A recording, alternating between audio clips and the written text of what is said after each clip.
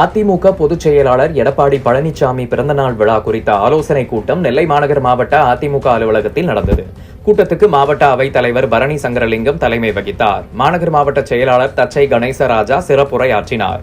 கூட்டத்தில் மாநில சிறுபான்மை பிரிவு துணை செயலாளர் மஹபூப் ஜான், மாவட்ட பொருளாளர் வக்கீல் ஜெயபாலன், மாநில எம்ஜிஆர் மன்ற துணை செயலாளர் வீரபெருமாள் நயினார், எம்ஜிஆர் இளைஞரணி துணை செயலாளர் VKP சங்கர், துணை செயலாளர் பள்ளமடை பாலமுருகன், கவுன்சிலர் சந்திரசேகர், இணைச் செயலாளர் ராமு வெங்கடாச்சலம், தலைமை செயற்குழு உறுப்பினர் வசந்தி முருகேசன், மாவட்ட எம்ஜிஆர் மன்ற செயலாளர் பால் கண்ணன், எம்ஜிஆர் மன்ற மாநில நிர்வாகி ஸ்ரீவை சின்னதுரை, கலைப்பிரிவு மாவட்ட செயலாளர் பழக்கடை கிருஷ்ணன், இளைஞரணி செயலாளர் ரமேஷ், மாணவரணி செயலாளர் முத்துப்பாண்டி, பகுதி செயலாளர்கள் சிந்துமுருகன், காந்தி வெங்கடாச்சலம், வக்கீல் ஜெனி, சண்முககுமார், சக்திகுமார் உட்பட பலர் கலந்து கொண்டனர். கூட்டத்தில் பொதுச் செயலாளர் எடப்பாடி பழனிசாமி பிறந்த நாளை முன்னிட்டு சொந்த இடத்தில் கட்சி கொடி ஏற்றி வைத்து நலத்திட்ட உதவிகள் வழங்கி சிறப்பாக கொண்டாட வேண்டும்.